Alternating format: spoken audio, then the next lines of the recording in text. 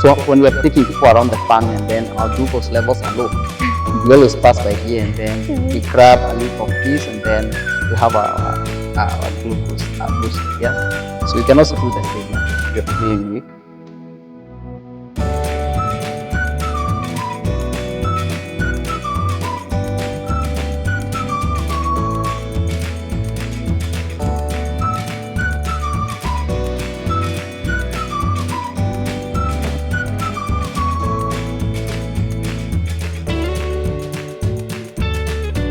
You get a centered bag, you have one.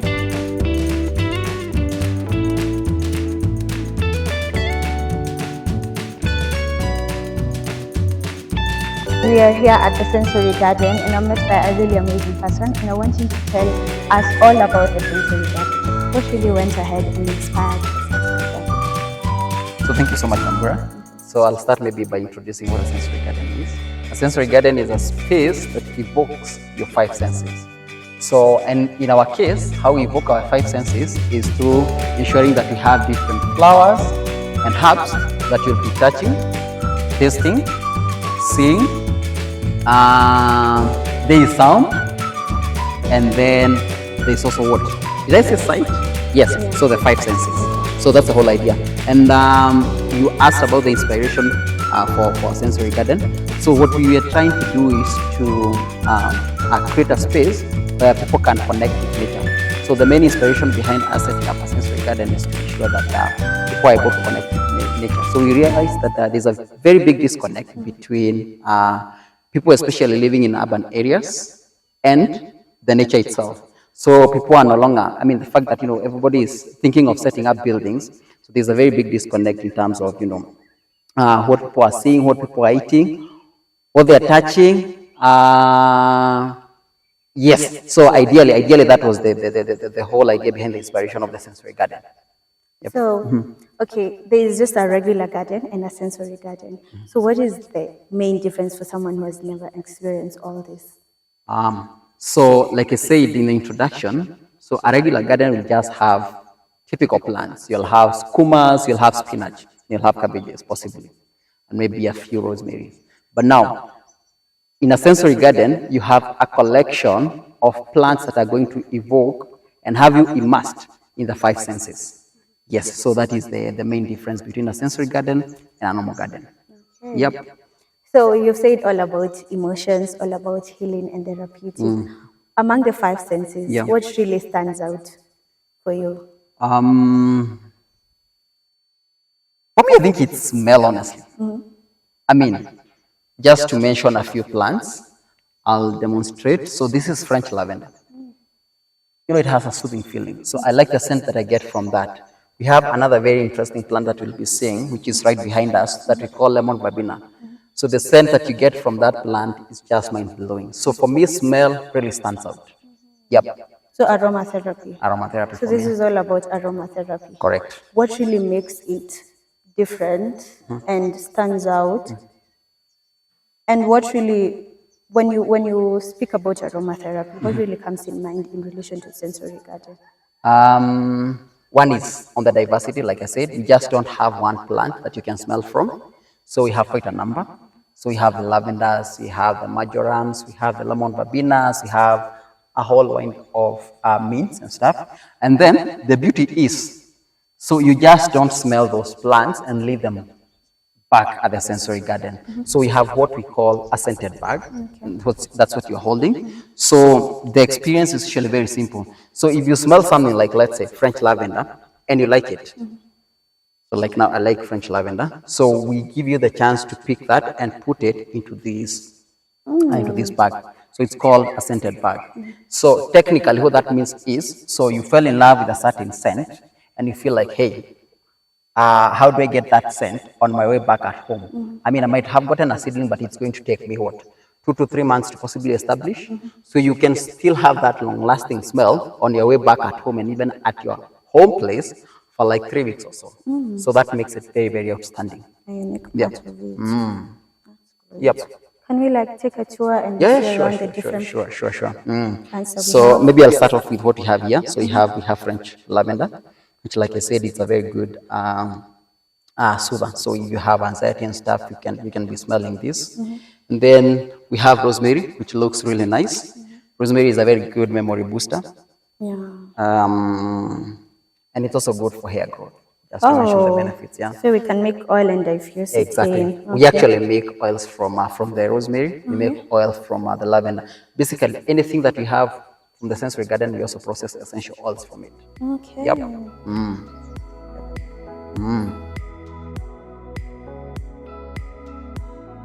Herbs we have, well, just well, it's hard for me to give an exact number because we have so many herbs within the sensory garden. We have 25 plus different herbs.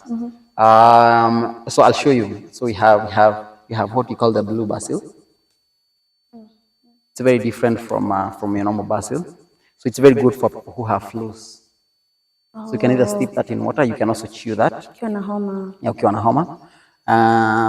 So we also have, like I said, it's a wellness space, yeah? Yeah. So we also have this, which is also a very interesting herb. So we call it sweet herb. So sweet herb, just from the name. So you can chew this. With the flowers. You can actually just chew the leaf. Actually very sweet. Kind of like feels like Exactly. So when we are taking people around the farm and then our glucose levels are low, we always pass by here and then we grab a leaf of this and then we have our glucose boosted, yeah. So you can also do the same, if you're feeling weak. Yes. Which is the other so iconic plant. I can take you to marjoram. So we have marjoram over here. So marjoram is used to make most of the sprays. Like, it's very feminine. You can just pick one. You can smell it. Kind of has like a fruity. Yeah, it's fruity. Yeah. And you can always put that into the scented bag if you like that. We have quite lots of lavenders over here. So we have different types of lavender. We have different types of lavenders. So over here, this is Spanish lavender. The one that we started with was French lavender. The one that doesn't have flowers is called the English lavender. This.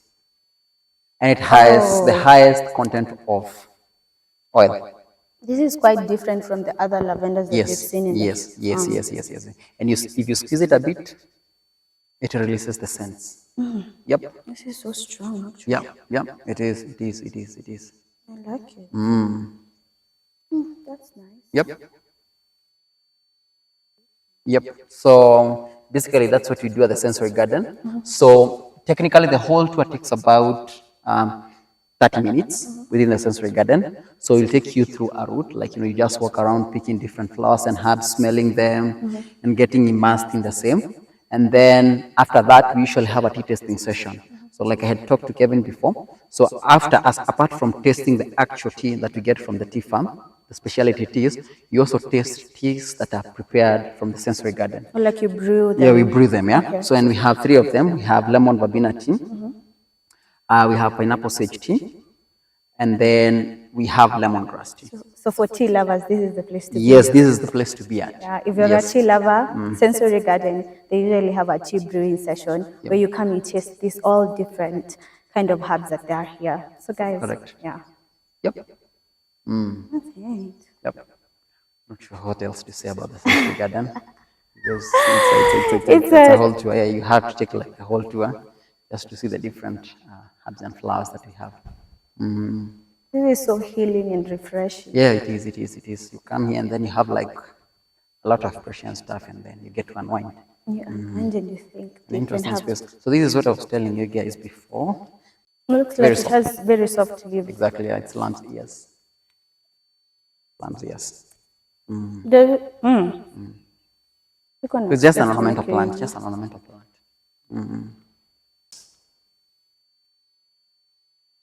It's a very good scent. Smells really good. People even use this to like mix sweets. Yeah, can be used it has multiple uses. And just like we saw on the other side, so we are very big on organic production of vegetables as well as herbs. You can see we have a lot of animal manure.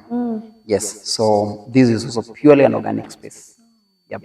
no pesticides, no nothing. Safe So for just, eating, yeah, guys, it's safe safe for consumption. I mean, you everything. can literally eat anything that you see. You have lots of bees around, you can see. Yeah, They because also it's thrive on really, organic, really yeah. rare to find like organic foods and organic stuff these Yeah, days. so this is an organic space as well. Yep. Yep. And there we go. Now we're assuming that you've prepared a scented bag, you have one with you.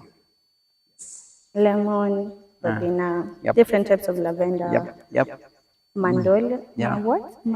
Marjoram. marjoram. Yeah, I yeah, don't yeah. like And the only way mandol. to refill the bag is, by coming back for a tour. Again and And again again, and yeah. again. Yep. They have guaranteed you'll carry a piece of this when you go home. You carry a piece of sensory garden to wherever you're heading to. Correct. Okay. That's it, guys. Over and out. I think that should be it. I think that should be it. Now we We move now to category 2. yes. So this is We move to the herb section. exactly this. You move now to the herb section. So this is called the rosemary mist. Well, the rosemary water. Yes. So this is purely used for hair growth. So if you want to have a lot of hair, Yes. you need such. So you spray on your hair and then it promotes the growth. So the ladies who are watching Yeah. have found a secret here. So then we move from rosemary, we go to Marianama. Yes, so I'd rather we just categorize these as one product. This one So is these are called mists. the lemongrass mist. Yes, so that's a lemongrass mist, yeah. So these are products that you can use on your skin. Yes. One is to, to improve on your skin. And then two, you also just, for aromatherapy purposes as well. So you spray them on your skin and then, they ease your feelings and stuff. So if you have anxiety and stuff, they also help in that. So these are called mists, or rather hydrosols, yeah? So the fact that we extract essential oils, I'm sorry, but, they are not among the products that we are displaying today. They're out of stock, but we should be restocking them today. So the byproduct that we get from the essential oil, it's called hydrosol, and it's what we package as a mist. Yes, and they all go for 600 shillings. 600 shillings. Yes. And then now the fourth category of products over there, these are dried herbs. Yeah? We dry this from the greenhouse. Yes. So we have a dryer. We have a dryer at the greenhouse. Yeah. Yes. So we have oregano. We have rosemary. Not sure what this is. I think it should be rosemary. And then we have marjoram spice. Yeah. So these are for food enthusiasts, like people who like spicing their food and stuff. They can easily get them from our place, and they all go for 500 shillings. So do you sell them? Do you have an online shop? Yes, we do. If you go to our website, gadoniparkfarm.com, it's possible to get this product. You can place the order there, or even better, you can just WhatsApp us, and then we can have them delivered to you. We are going to put the website on the description. Yeah. And also on top of our video. Yeah. For anyone who wants to reach Place you, orders, yeah. to be able to place their orders. Okay. So now, Ghana, rosemary. Now, talk to us about Naishola and Naishola. Okay. What events do you hold and how can we book? Okay, so in addition to the sensory garden space that we have 2 other different spaces that offer different kind of service. One of them is Naishola Gardens and Naishola Gardens, so they do similar events. So what we do are weddings, picnics, photo shoots, birthday parties, graduation parties, rashios, name them, any kind of activity that you might have in mind, video shoots, TV ads, TV commercials, all that. So you can get a chance to have all that done from either Naishola or at Naishola. So for you to book for that, we have a website for those. We also have our Instagram handles for Naishola and Naishola. Tell us the websites and the phone number on how we can be able to reach you. Yes. Maybe I think the easiest thing would be for you getting to us through our phone numbers. Yes. I might not know the phone number of it for Naishola and Naishola. It's a customer service number. Yes. But then our IG handles are Naishola and Naishola Gardens. I would have to read the number. No, okay, you give me the number. I'll put it in the description. Yeah. And also on the description. So now, Naishola